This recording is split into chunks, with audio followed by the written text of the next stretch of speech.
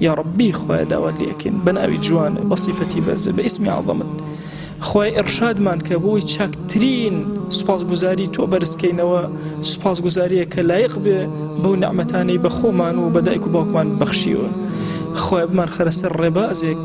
جوان ترين كردوي صالح بو تو جيبجيكين تاتو لمن راضي أبي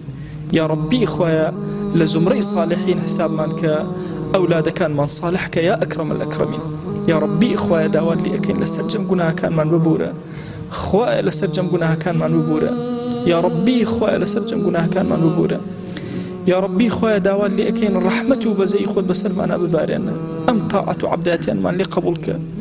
يا ربي خويا أجرشي كرتشو كالي وبيكالكي منزورة يا إلهي بلان بخواتو من خوشوه يا إلهي بيامكيتو من خوشوه يا إلهي دا يا إلهي رحمتو بزي خود بسر معنا ببارنا تو قوري خود عفو مهرباني خود بسر معنا ببارنا بمان جرى لو عبداني كلما جرى رمضان عفويا أكي يا أكرم الأكرمين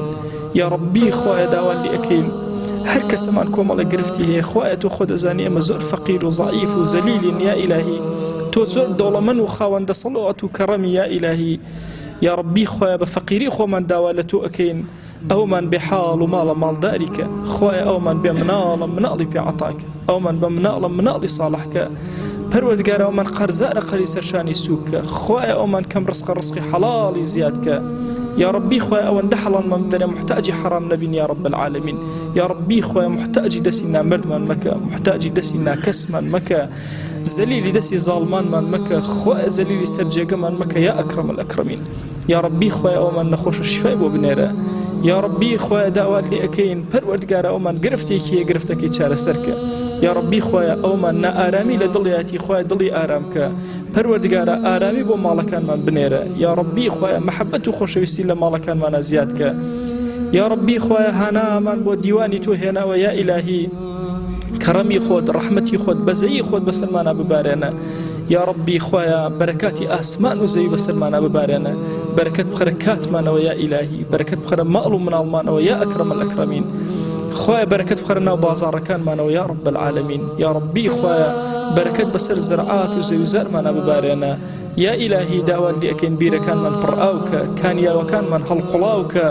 يا ربي خويا جان داوات لي أكين بقوري خود مرو مالات من بربركتك تجارة بازرقاني من بربركتك يا ربي خويا داوات لي أكين بقوري خود برحمتي خود بكرمي خود خويا بركة بسر أمشار ولات ونجتمانا مانا ببارنا بركة بسر أمتي بيغمبري خواه صلى الله عليه وآله وسلم ببارنا يا ربي پروردگارا خط أزانيك قرصانا كان من إسهر همو مردو كان من همو تشاوري دعائك أمن يا ربي خويا أمن لأمن بروا دسي زليلي وتو برزكينا خويا جان رجو كان من أكينا وسيلة وبرزي أكينا وتو يا ربي خويا لسرجم مردو كان من ببورا آرامي بسر قرصانا كان من ببارنا يا أكرم الأكرمين يا ربي خويا داوال لي أكين بقوري خود تو زور دولة من أوان زور هجار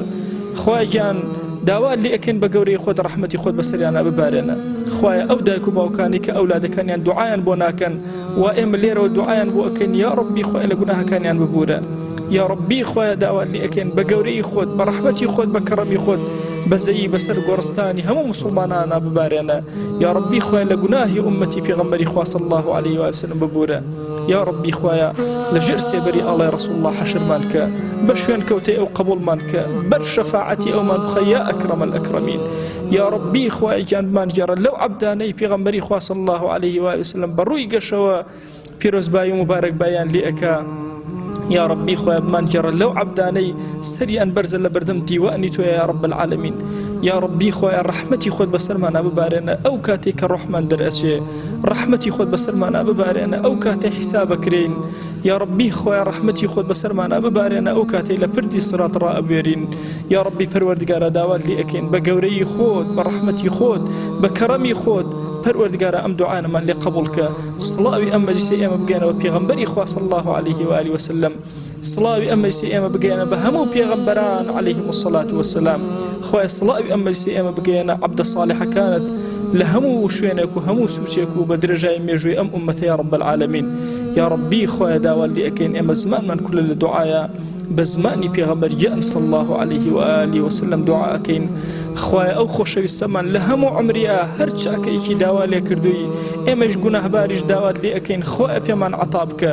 خوای ئەو خۆشەویستەمان لە هەموو عمریا پەنای پێگرتووی لە هەر خراپەیە ئێمەی گونەهباریش پەنات پێ ئەگرین خۆی پەنامان بدە یا رب العالمین آمین آمین والحمد